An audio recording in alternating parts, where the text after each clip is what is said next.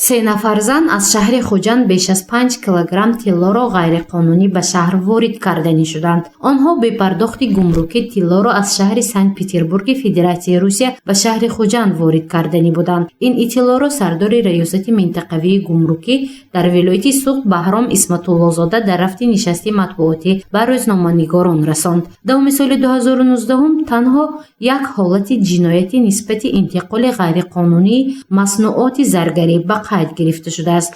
این مسئله معلوماتی فوری داشتیم و دسترس کرده بودیم.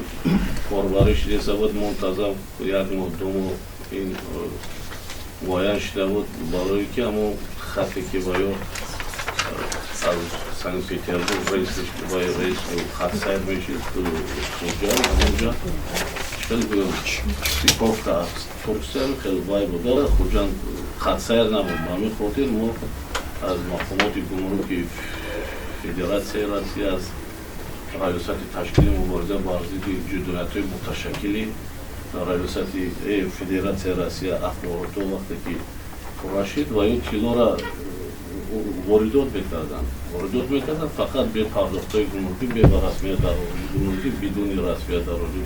جنایت گردش غیرقانونی مصنوعات زرگری ماه سپتامبر سال 2019 در فرودگاه بین المللی خوجند آشکار کرده شده است. گروهی 3 نفره زنان طلا را در بدن خود پنهان داشته می‌خواستند به رسمیت درآوردن گمرکی وارد خوجند شوند. کارمندان گمرک در همکاری با ریاست مبارزه بر ضد حقوق ویرانکنی و قاچاق خدمات گمرک این جنایت غیرقانونی را آشکار نمودند. بنا به اطلاع بهرام اسمت الله زاده بعد تفتیش و معاینه گمرکی از بدن این زنها بیش از 5 کیلو 700 گرم طلا پیدا گردید. آنها می‌خواستند به پرداخت گمرکی طلا را به خوجند آورده به فروش گذارند. عملیات گذراندن مقامات گمرک وقتی فرماندن بازداشت کرده مسافرها را با پای برده هنگام معاینه گمرکی از بدنشون زیاده از 7 کیلو طلا برآورده شد.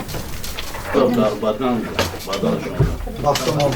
بسته موندگی بخشش جریزون زنو هسته زن آوردن وقتی که بگیرم همه گفتی همون گفت روسو اپچه گوشو بستگی پوره همینجا 5 کیلو و 700 کیلو وای کردگی برای که وقتی که وای رئیسی که خط سری که از جانب وای میوید ما وای خرید که معاینه کرده نمیشه مطلب که داشتن بیراد لیکن خساندانه ما میکنیم که اخباراتو پورت در بام یک معاینه کارتر کرده شد.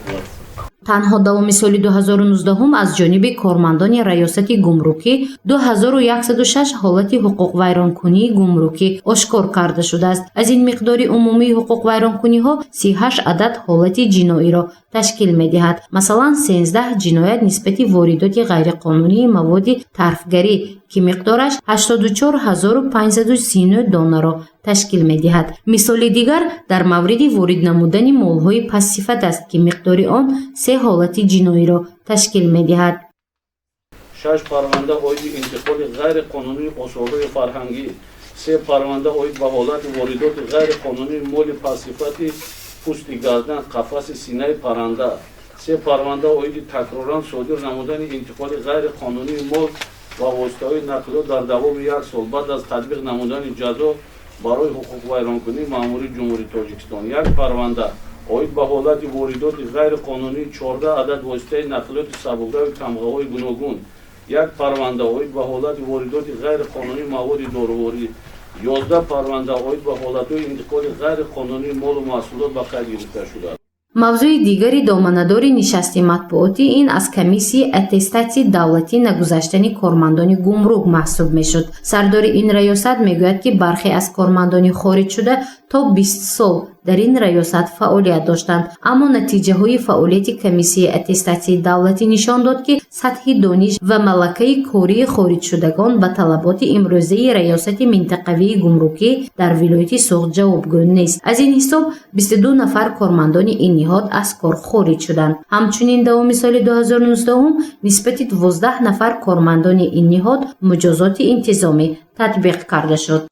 برای که مثلا то сатҳи сардорои дидбонгоҳу сардорои гумрук буданд ки мисол як зина поён кардаги 10 нафар гуфтесе сардорои гумрук буданд сардорои дидбонгоҳ буданд сардозиро буданд як зина поён кардем 22 нафараш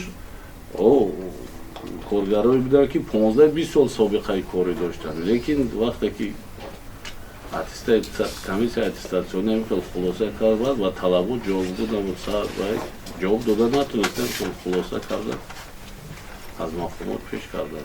дар нишасти матбуотии раёсати минтақавии гумрукӣ дар вилояти Суғд суолҳо зиёд буданд, аммо ин нишасти матбуотӣ фарқияти куллӣ дошт, зеро хабарнигорон ба ҷуз аз суол пешниҳодҳои махсусро ба сардори ниҳод пешкаш намуданд. Масалан, дастнорас будани кормандони гумрукӣ ҳангоми омода намудани навору иттилоъ яке аз эродҳое буд, ки аз ҷониби рӯзноманигорон баён шуд. ҳамчунин ташкили маркази матбуот дар раёсати минтақавии гумрукӣ аз ҷумлаи пешниҳоди журналистон ба сардори раёсат буд. кай ин таклифу пешниҳод амалӣ мешавад, инро вақт нишон медиҳад. гузориши мафнушкур ба Насим Раҳимов барои барномаи иттилооти хабар.